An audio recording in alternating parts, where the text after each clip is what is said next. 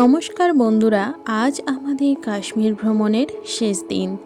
আমরা যেদিন শ্রীনগর এসেছিলাম কয়েকটি জায়গা ঘুরে দেখেছিলাম, আর কয়েকটি জায়গা আমাদের দেখা বাকি ছিল, সেগুলোই আজ আমরা দেখব আর আপনাদেরও দেখাবো।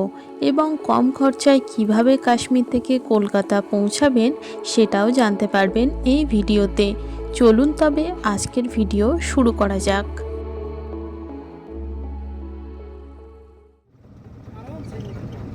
সকাল সকাল একটি অটো নিয়ে প্রথমেই চলে যাচ্ছি শঙ্করাচার্য টেম্পল। এটি একটি শিব মন্দির।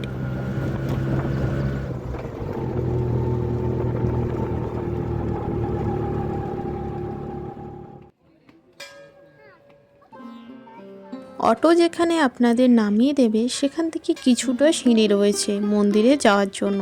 আমরা এখন সিঁড়ি দিয়ে শঙ্করাচার্য শিব মন্দিরে উঠছি। মন্দিরে ওঠার জন্য মোট 250টি ধাপ রয়েছে।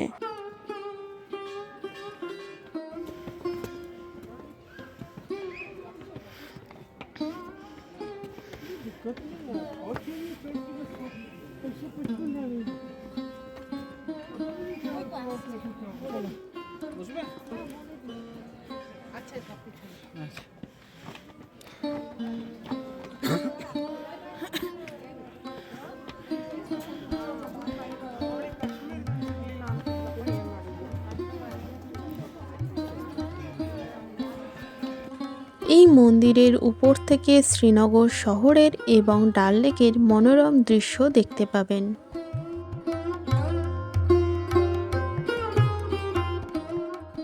প্রতিদিন সকাল 7:30 থেকে বিকেল 4:30 পর্যন্ত এই মন্দির খোলা থাকে।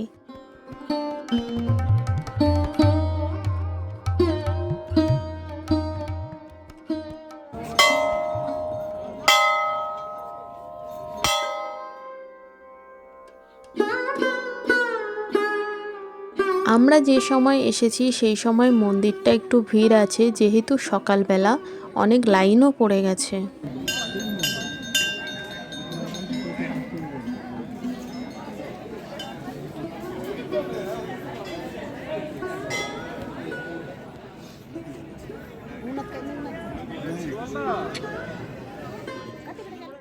মন্দিরের এখানে একটি চিনার গাছ রয়েছে।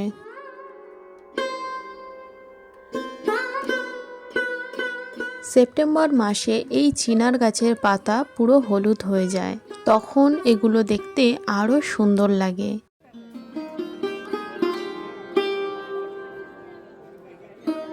শ্রীনগরের গোপাদ্রি পাহাড়ের চূড়ায় অবস্থিত কাশ্মীরের অন্যতম প্রাচীন এবং পবিত্র মন্দির এটি। এটি সমতল থেকে প্রায় 1000 ফুট উচ্চতায় অবস্থিত।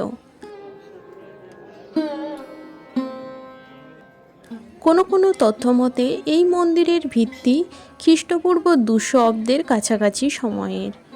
মন্দিরের বর্তমান ভবনটি মূলত খ্রিস্টীয় 9ম শতাব্দীতে নির্মিত হয়েছিল।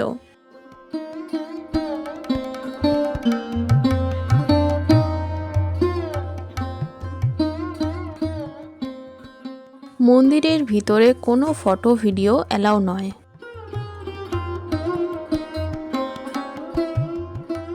কথিত আছে রাজা গোপাদিত্য এই মন্দিরে সংস্কার করেছিলেন, তাই পাহাড়টির নাম হয়েছিল গোপাদ্রি পাহাড়। আদি শঙ্করাচার্য যখন কাশ্মীর ভ্রমণে আসেন তখন তিনি এই মন্দিরে অবস্থান করেছিলেন এবং তপস্যা করেছিলেন। তার আগমনের পর থেকেই এই মন্দিরের নাম হয় শঙ্করাচার্য মন্দির। এই নামেই তখন থেকে মন্দির জনপ্রিয় হয়ে ওঠে। এই মন্দিরের আরেক নাম জ্যৈষ্ঠেশ্বর মন্দির। এখানে রয়েছে জগৎগুরু শ্রী শঙ্করাচার্যের তপস্যা স্থল।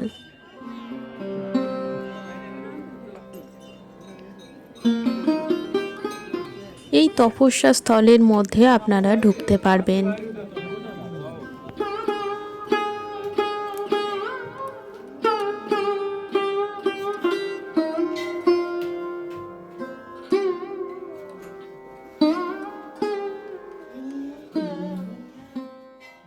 এই মন্দিরের স্থাপত্য বেশ আকর্ষণীয়। এটি একটি 20 ফুট উঁচু অষ্টভুজাকার ভিত্তির উপর দাঁড়িয়ে আছে।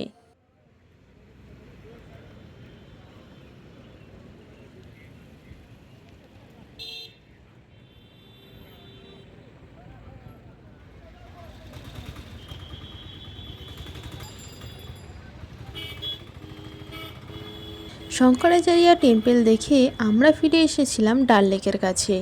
তারপর গুগল ম্যাপের সাহায্য নিয়ে হাঁটতে হাঁটতে চলে এসেছিলাম চশমে শাহী গার্ডেন।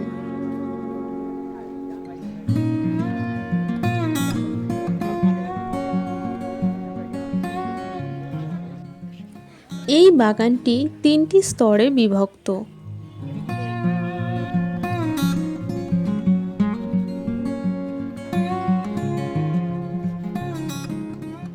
শ্রীনগরের প্রধান যে মুঘল বাগানগুলি রয়েছে তাদের মধ্যে এটি সবথেকে ছোট বাগান এবং সুন্দর বাগান।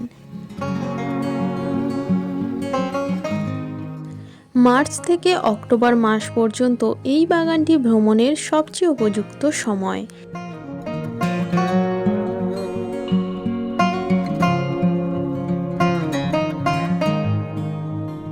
এই বাগানের প্রবেশ মূল্য প্রাপ্তবয়স্কদের 30 টাকা এবং বাচ্চাদের 15 টাকা। প্রতিদিন সকাল 10টা থেকে সন্ধ্যা 6টা পর্যন্ত এই বাগান খোলা থাকে।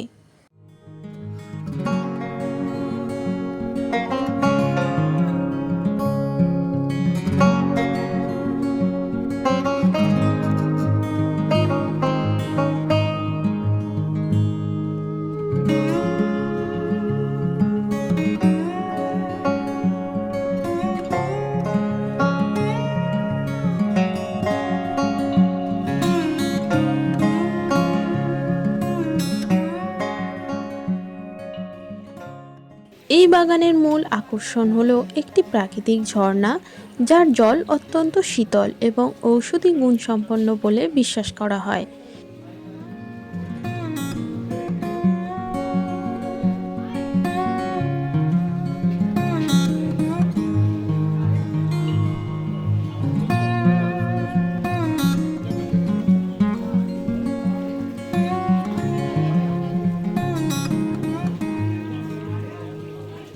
কাশ্মীরে যে মুঘল বাগানগুলি রয়েছে সবকটি বাগানই অত্যন্ত সুন্দর।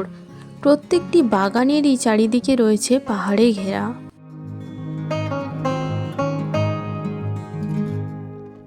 এই বাগান থেকেও ডাল লেকের স্বচ্ছ জলরাশি চোখে পড়ে।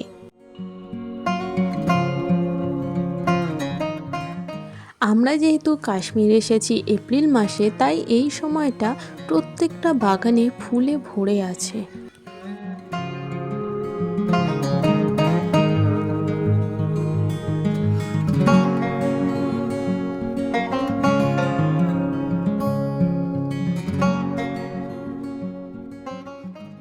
এই গার্ডেনের বাইরে অনেক কেনাকাটা করার জায়গা রয়েছে, এখান থেকে আপনারা কিছু কিনতে পারেন।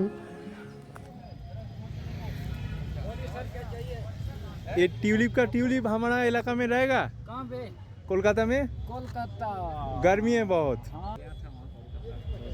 টিউলিপ গার্ডেনের বাইরে রয়েছে একটি নার্সারি, এখান থেকে আপনারা টিউলিপের গাছ কিনে নিয়ে যেতে পারেন। এছাড়াও আরও অন্যান্য গাছের চারা এখানে বিক্রি হচ্ছিল। চশমে শাহী গার্ডেন দেখে আমরা আবার ফিরে এসেছিলাম ডাল লেকের কাছে।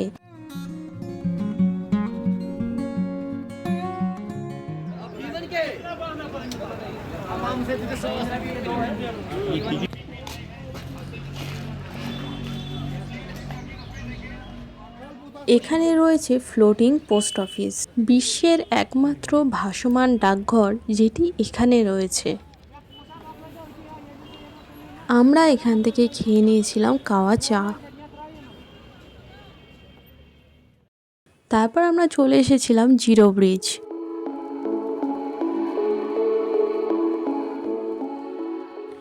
ঝিলাম নদীর উপর নির্মিত এই ব্রিজ পর্যটকদের জন্য একটি জনপ্রিয় কেন্দ্র।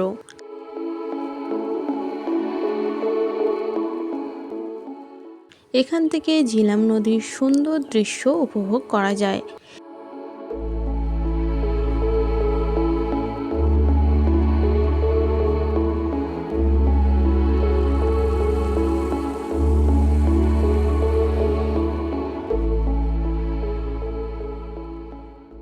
এখানে অনেক দোকানও রয়েছে।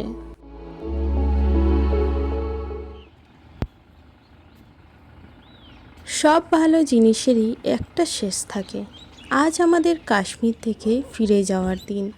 মনটা একদমই ভালো নেই, কারণ এই ভূস্বর্গ ছেড়ে বাড়ির উদ্দেশ্যে রওনা দিয়েছি।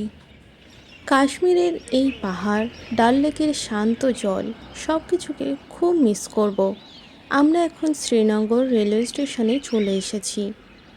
এই দেবদারু গাছ, সুন্দর সূর্যোদয় দেখে মনে হচ্ছে কোনো সিনেমার দৃশ্য থেকে বেরিয়ে আসছি।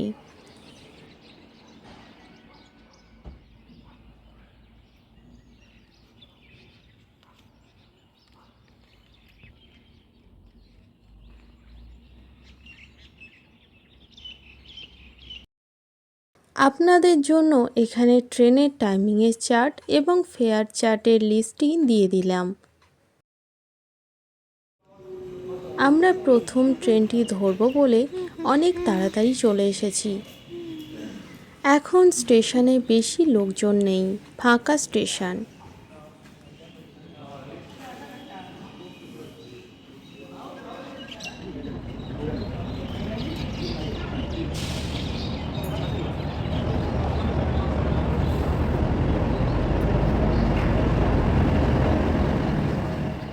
এখন আমরা ট্রেনে উঠে গেছি।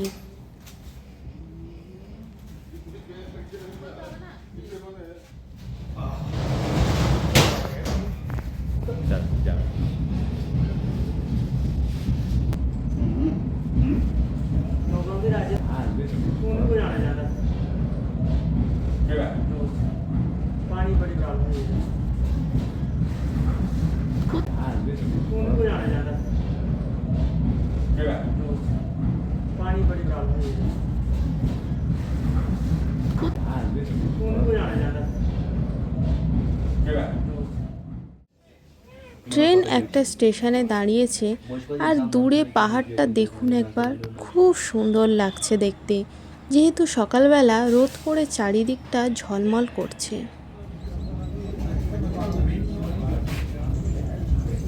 চলে এলাম বানিহাল।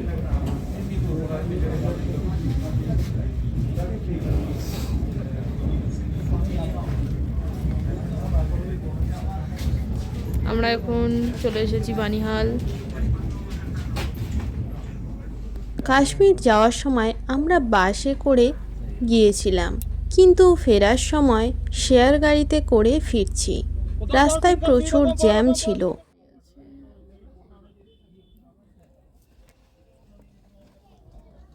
রাস্তায় যাওয়ার দিনও প্রচুর জ্যাম ছিল, আর এখনও প্রচুর জ্যাম। ছোট গাড়িগুলো কোনো মতে যাচ্ছে, তবে বড় গাড়ি যেমন বাস, লরি এগুলো কিন্তু দাঁড়িয়েই রয়েছে।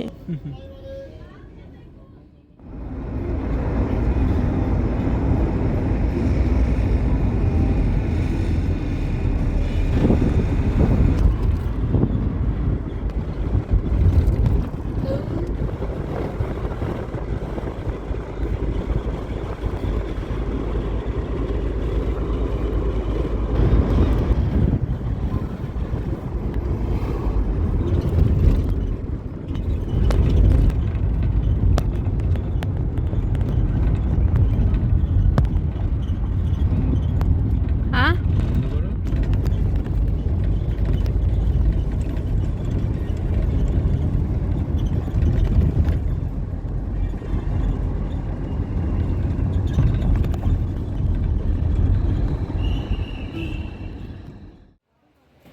এখন গাড়ি এক জায়গায় দাঁড়ালো, এখানে সবাই এখন খাওয়া দাওয়া করছে।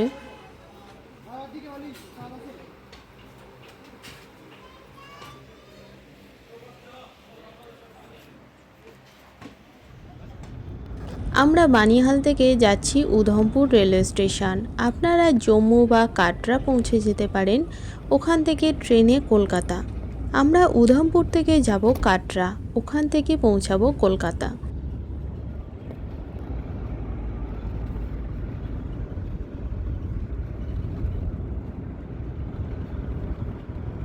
আমাদের এই কাশ্মীর সিরিজ আপনাদের কেমন লেগেছে কমেন্টে জানাবেন। ভালো লাগলে লাইক ও সাবস্ক্রাইব করতে ভুলবেন না। দেখা হচ্ছে পরবর্তী কোনো নতুন অ্যাডভেঞ্চারে। ততক্ষণ সুস্থ থাকবেন আর ভ্রমণ করবেন।